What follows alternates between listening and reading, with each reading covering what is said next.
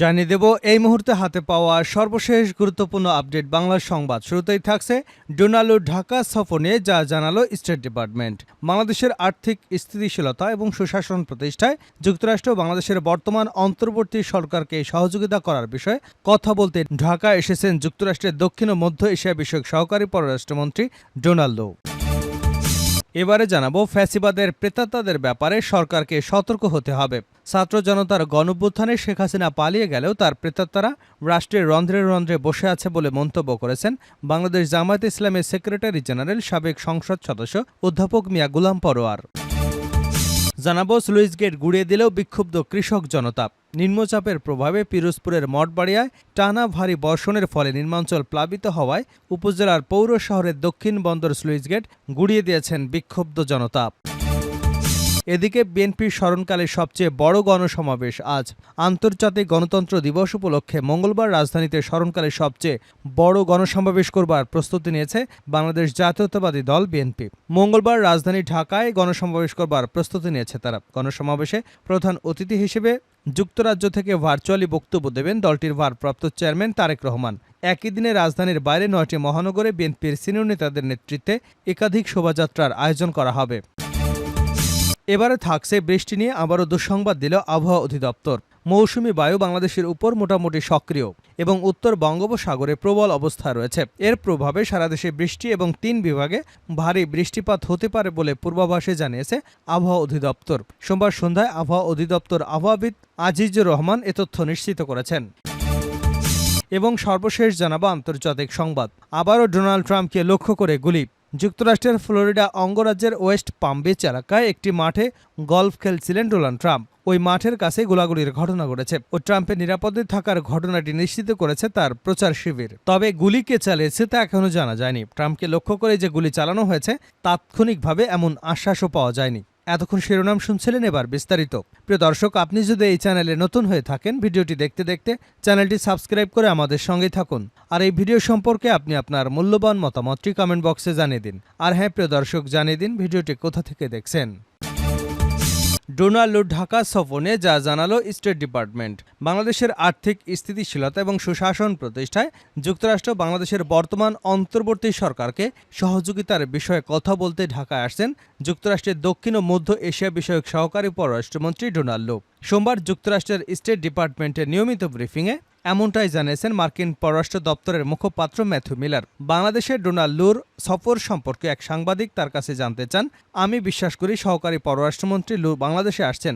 তার বৈঠক সম্পর্কে কি আপনারা অবগত আছেন? আরও বিস্তারিতভাবে বলতে গেলে বাংলাদেশের অন্তর্বর্তী সরকারের প্রধান অধ্যাপক ডক্টর মোহাম্মদ ইউনূসের সঙ্গে বোঝাপড়া এবং বাংলাদেশ যেদিকে যাচ্ছে তা যুক্তরাষ্ট্র কিভাবে মূল্যায়ন করে, এছাড়াও যুক্তরাষ্ট্রের একটি ঘোষণা আছে তারা বাংলাদেশকে সাহায্য করবে, সে বিষয়ে আপনার লক্ষ্য কী? এর জবাবে মিলার বলেন, হ্যাঁ, ডোনাল্ড ঢাকায় আছেন। বাংলাদেশের অর্থনৈতিক প্রবৃদ্ধি, আর্থিক স্থিতিশীলতা, সুশাসন এবং উন্নয়নের প্রয়োজনে যুক্তরাষ্ট্র কিভাবে তাদেরকে সহযোগিতা করতে পারে এ বিষয়ে লু অন্তর্বর্তী সরকারের গুরুত্বপূর্ণ উপদেষ্টাদের সঙ্গে বৈঠক করছেন। তিনি সেখানে একজন মার্কিন সহায়তাকারী প্রতিনিধি হিসেবে উপস্থিত আছেন। বাংলাদেশের জনগণের জন্য উজ্জ্বল এবং সমৃদ্ধশালী ভবিষ্যৎ গড়তে এবং সেখানে সুশাসন ও বাণিজ্য প্রসারিত করতে $200 মিলিয়ন বেশি মূল্যের একটি চুক্তিতে স্বাক্ষর করেছে যুক্তরাষ্ট্র। ফ্যাসিবাদের প্রেতাত্মাদের ব্যাপারে সরকারকে সতর্ক হতে হবে। ছাত্র জনতার গণঅভ্যুত্থানে শেখ হাসিনা পালিয়ে গেলেও তার প্রেতাত্মারা রাষ্ট্রের রন্ধ্রে রন্ধ্রে বসে আছে বলে মন্তব্য করেছেন বাংলাদেশ জামায়াতে ইসলামের সেক্রেটারি জেনারেল মিয়া গোলাম পরোয়ার। সোমবার বিকেলে ঢাকা মহানগরী দক্ষিণের আয়োজনে রাজধানীর ডিপ্লোমা ইঞ্জিনিয়ার্স ইনস্টিটিউশনে অনুষ্ঠিত ওয়ার্ড সভাপতি ও সেক্রেটারি সম্মেলনে প্রধান অতিথির বক্তব্যে তিনি এসব কথা বলেন। তিনি বলেন, জামায়াত ইসলামী অন্তর্বর্তী সরকারকে একটা যৌক্তিক সময় দেবার প্রতিশ্রুতি দিয়েছে, কিন্তু সরকারের 1 মাস পেরিয়ে গেলেও আওয়ামী লীগের প্রেতাত্মাদের চিহ্নিত করে ব্যবস্থা নিতে পারেনি। এরা সুযোগ বুঝে বিপ্লব নস্যাৎ করবার চেষ্টা করছে। তাই অন্তর্বর্তী সরকারকে সতর্ক এবং কঠোর হতে হবে। যদি এই বিপ্লব নষ্ট হয়ে যায় তবে শহীদদের আত্মা কষ্ট পাবে, শহীদদের সঙ্গে বেইমানি করা হবে। তিনি জামায়াতের নেতাকর্মীদের উদ্দেশ্যে বলেন, দিনকে বিজয়ী করার মধ্য দিয়ে শহীদদের রক্তের ঋণ শোধ করা হবে। এজন্য দেশ এবং জনগণের স্বার্থে জামায়াতের নেতাকর্মীদের সজাগ থাকতে হবে। স্লুইস গেট গুড়িয়ে দিল বিক্ষুব্ধ কৃষক জনতা।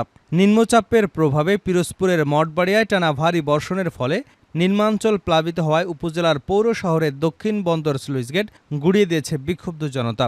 সোমবার সকাল থেকে বিকাল পর্যন্ত এই পানি উন্নয়ন বোর্ডের নির্মিত স্লুইস গেট ভাঙেন ক্ষতিগ্রস্ত পানিবন্দী বিক্ষুব্ধ শত শত কৃষক জনতা। জানা গেছে 15 থেকে 20 বছর আগে নির্মিত উপজেলার বিভিন্ন ইউনিয়নের বেশ কিছু স্লুইস গেট দীর্ঘদিন ধরে নষ্ট হয়ে আছে। এছাড়া পানি উন্নয়ন বোর্ডের পক্ষ থেকে স্লুইস গেটের দরজা ওঠানো নামানোর জন্য কোনো লোক নিয়োগ নেই, যার কারণে স্থানীয় পর্যায়ে কিছু সংখ্যক লোক মাছ ধরার জন্য তাদের সুবিধামতো স্লুইস গেটের কপাট ওঠানো এবং নামানোর কাজ করে থাকেন, যা কৃষকদের কোনো কাজেই আসে না। এদিকে সকালে সরেজমিনে শহরের দক্ষিণ বন্দর স্লুইস গেট স্থলে গিয়ে দেখা যায় শত শত কৃষক জনতা একত্র হয়ে গুড়িয়ে দিচ্ছে এই পানি উন্নয়ন বোর্ডের স্লুইস গেট। অপরিকল্পিতভাবে স্লুইস গেট নির্মাণ করায় ভারী বর্ষণে অতি জোয়ারে পানিতে উপজেলার বিভিন্ন এলাকা প্লাবিত হয়ে পানিবন্দী হয়ে পড়েন শত শত কৃষক পরিবার। মৌসুমি ভিত্তিক বিভিন্ন ফসলও নষ্ট হয় কৃষকদের, এমনটাই দাবি তাদের। কৃষকরা জানান, উপজেলার 11টি ইউনিয়নের বিভিন্ন খালে স্লুইস গেট অব্যবস্থাপনা এবং খাল দখল হয়ে যাওয়ার কারণে ফসলের মাঠে জলাবদ্ধতার সৃষ্টি হয়, যা অপসারণের জন্য কোনো ব্যবস্থা নেই। অপরদিকে উপজেলার বেতমোর ইউনিয়নের কালীরহাট ব্রিজ সংলগ্ন খালে দীর্ঘদিনের বাঁধ কেটে দেয় বিক্ষুব্ধ কৃষকরা। উপজেলার আঙুলকাটা গ্রামের কৃষক মোশাররফ হোসেন বলেন, মঠবাড়িয়ার 3 লাখ মানুষ আজ পানিবন্দী হয়ে পড়েছে। আমরা পানিবন্দী হবার কারণে ফসল নষ্ট হচ্ছে, বিধায় আমরা কৃষকরা একত্রিত হয়ে অপরিকল্পিত স্লুইস গেটগুলো ভাঙতে এসেছি। বিএনপির স্মরণকালে সবচেয়ে বড় গণসমাবেশ আজ। আন্তর্জাতিক গণতন্ত্র দিবস উপলক্ষে আজ মঙ্গলবার রাজধানীতে স্মরণকালের সবচেয়ে বড় গণসমাবেশ করবার প্রস্তুতি নিয়েছে বাংলাদেশ জাতীয়তাবাদী দল বিএনপি। মঙ্গলবার রাজধানীতে এ গণসমাবেশ করবার প্রস্তুতি নিয়েছে বিএনপি। গণসমাবেশে প্রধান অতিথি হিসেবে যুক্তরাজ্য থেকে ভার্চুয়ালি বক্তব্য দেবেন দলটির ভারপ্রাপ্ত চেয়ারম্যান তারেক রহমান। একই দিনে রাজধানীর বাইরে 9টি মহানগরে বিএনপির সিনিয়র নেতাদের নেতৃত্বে একাধিক শোভাযাত্রার আয়োজন করা হবে।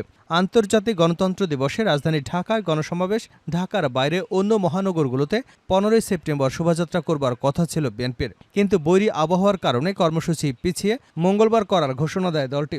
এদিকে রাজধানীর মহানগর, উত্তর, দক্ষিণ এবং ঢাকা জেলা ছাড়া আশপাশের সকল জেলা ও মহানগর থেকে নেতাকর্মীরা এ সমাবেশে যোগ দেবেন।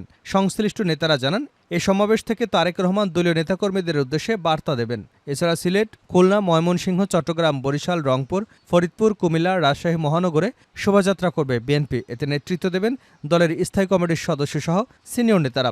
জানতে চাইলে দলটির সিনিয়র যুগ্ম মহাসচিব রুহুল কবির রিজভী বলেন, গত 17 বছরে আমরা কখনো ছিলাম ছোট কারাগারে অথবা বাংলাদেশের নামক ফ্যাসিবাদ বৃহৎ কারাগারে। ছাত্র জনতার গণঅভ্যুত্থানে ফ্যাসিবাদের পতনের মধ্য দিয়ে সে অবস্থার পরিবর্তন হয়েছে। তিনি বলেন, আমরা মুক্ত পরিবেশে আন্তর্জাতিক গণতন্ত্র দিবস উপলক্ষে শান্তিপূর্ণভাবে ঢাকায় গণসমাবেশের প্রস্তুতি নিয়েছি।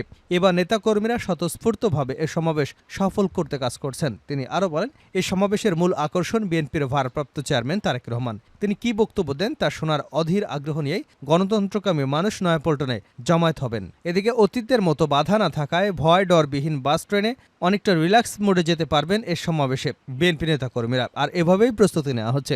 ঢাকা জেলা বিএনপির প্রস্তুতি কেমন জানতে চাইলে সাধারণ সম্পাদক নিপুণ রায় বলেন, সুশৃঙ্খলভাবে ঐক্যবদ্ধ ঢাকা জেলা বিএনপি নয়াপল্টনে দলের কেন্দ্রীয় কার্যালয়ের সামনে অনুষ্ঠেয় গণসমাবেশে অংশ নেবে। এই নির্দেশনা নেতাকর্মীদের আমরা দিয়েছি। শেষ করছি আন্তর্জাতিক সংবাদ দিয়ে। আবারও ট্রাম্পকে লক্ষ্য করে গুলি। যুক্তরাষ্ট্রের ফ্লোরিডা অঙ্গরাজ্যে ওয়েস্ট পাম বিচ এলাকায় একটি মাঠে গলফ খেলছিলেন ডোনাল্ড ট্রাম্প। ওই মাঠের কাছে গোলাগুলির ঘটনা ঘটেছে, তবে নিরাপদে আছেন ডোনাল্ড ট্রাম্প। গোলাগুলি এবং ট্রাম্পের নিরাপদে থাকার ঘটনা নিশ্চিত করেছে তার প্রচার শিবির। তবে এই গুলি কে চালিয়েছে তা এখনও জানা যায়নি। ট্রাম্পকে লক্ষ্য করে যে গুলি চালানো হয়েছে তাৎক্ষণিকভাবে এমন আভাসও পাওয়া যাচ্ছে না। কয়েকটি গণমাধ্যমের প্রতিবেদনে বলা হয়েছে, ওই গলফের মাঠের কাছে বাগবিতণ্ডায় জড়িয়েছিলেন 2 ব্যক্তি। তারাই একে অপরের উপর গুলি চালিয়েছেন। এরপরও এই গোলাগুলি ট্রাম্পের নিরাপত্তার জন্য বড় উদ্বেগের বিষয়, কারণ মাত্র 2 মাস আগেই পেনসিলভেনিয়া অঙ্গরাজ্যে এক নির্বাচনী সমাবেশে বক্তৃতা দেবার সময় তার উপর গুলি চালানো হয়েছিল। সে সময় অল্পের জন্য প্রাণে রক্ষা পান তিনি। গুলিতে কানে আঘাত পেয়েছিলেন ডোনাল্ড ট্রাম্প। ট্রাম্প যুক্তরাষ্ট্রের সাবেক প্রেসিডেন্ট। দেশটিতে বর্তমান এবং সাবেক প্রেসিডেন্টদের নিরাপত্তার দায়িত্ব পালন করেন সিক্রেট সার্ভিস। পেনসিলভেনিয়ার ঘটনার পর এই বাহিনীর সক্ষমতা নিয়েও বড় সমালোচনা দেখা দিয়েছে। এর জেরে পদত্যাগ করতে হয়েছিল বাহিনীর প্রধানকে। এছাড়া অন্তত 5 সদস্যকে প্রশাসনিক ছুটিতে পাঠানো হয়েছে।